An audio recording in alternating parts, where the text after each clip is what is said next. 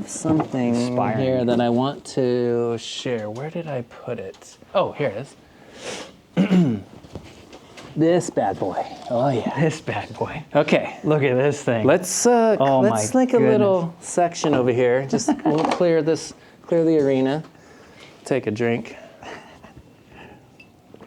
So so we made this scrapbook. So this was like, whatever. Attention Volcomites. We have Volcom are proud to announce Volcom Stone's Garage Rock Entourage Summer of 1999 Warped Tour. The plan is to spread the Volcom word across America via the newly purchased Volcom Entertainment artillery vehicle, which lasted like 1 or 2 stops. At each venue, the artillery vehicle will post up in the camp where the line and many other Volcom Entertainment bands will display their musical chops. Free goodies will be flowing, and the Volcom skaters will be ruling the vert ramp. Below is a Warped Tour venue checklist, so you can come, blah, blah, blah.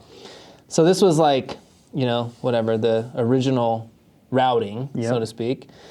And this was sort of like our art direction and all that.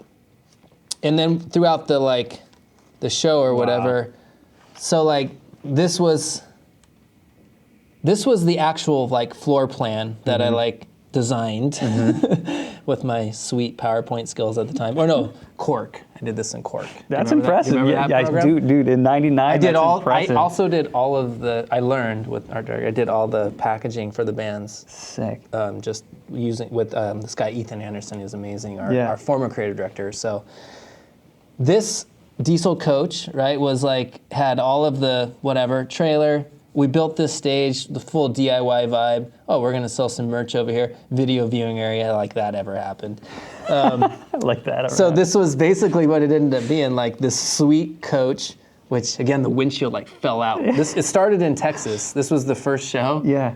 Coming back, and the second one was, or the second or the third was in San Diego. And coming back, the window of the bus just cracked and dropped an inch. The front window, the windshield. Right. So we got out, duct taped it on there. Oh man. Thinking we're killing it. And then that weekend we missed the show, but then this is classic. Me and the founder of Volcom, Richard, and his dad, who was really the guy. His dad was Rene was his name. He was kind of gnarly. But really smart dude. And he was like, we're just gonna go buy it. I'm like, we gotta go. The tour doesn't stop. I either get a new RV or we're not going. Yeah. And he's like, okay. So we went to Mike Thompson RV right off the 405, right here in Fountain Valley.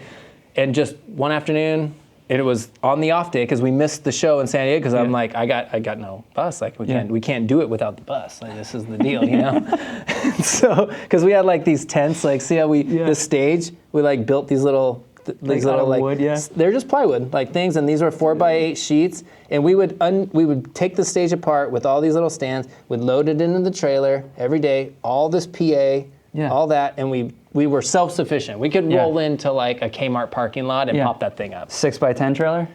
It was, that's what it says. Yeah, I guess. Probably, I don't think it was any bigger than that. But yeah, it was a Tetris. It was full Tetris. Dude.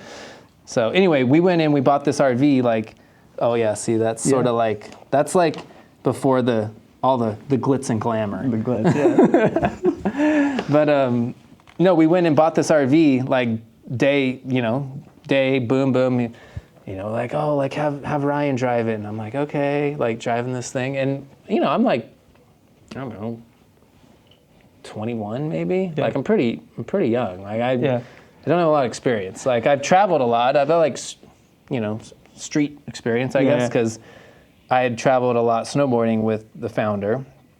But his dad was like, you're just gonna buy this however much it was, brand new Bounder right off the lot and 100 miles and just give it to these kids to go take it across country. And he's like, yeah. Wow. And his dad's like, okay, well, that's insane. That's literally what happened. So then we went out and we just kept cruising, and this book sort of just I don't know, it's just a freaking scrapbook, but over the course of this trip, this was when we really sort of cut our teeth on the Warped Tour. Yeah. And, we had a lot of great bands. Bueno was amazing. This is where we met this band Vox, who was basically sort of the timeline happened is that from that moment till the next couple years, MCA then went bankrupt and got basically, I don't know exactly what happened, I can't remember. Yeah. They basically went under. Yep. And in that, Warner Music Group was starting to like develop basically like sort of these incubator labels, right? And they had a group called East West, what Fred Feldman ran up from Triple Crown, and you know, huge fan of a lot of stuff that Fred's done over the years, and his wife's awesome as well. And they introduced us to like this whole new world at Warner, and like then it's like went from like LA to like New York, and we was going to New York and meeting sort of a whole different sort of level of the music industry. But it was a very similar, I think it was a similar setup. I mean, it's what you'd expect, stinky dudes in a friggin'... Just gonna say you probably didn't sleep a lot. No, stinky dudes everywhere and just partying. So, there's a photo in there.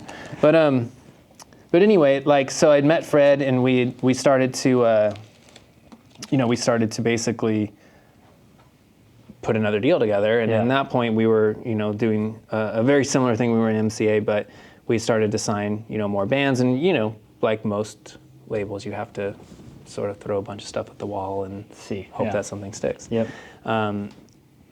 CKY ended up going on to Atlantic.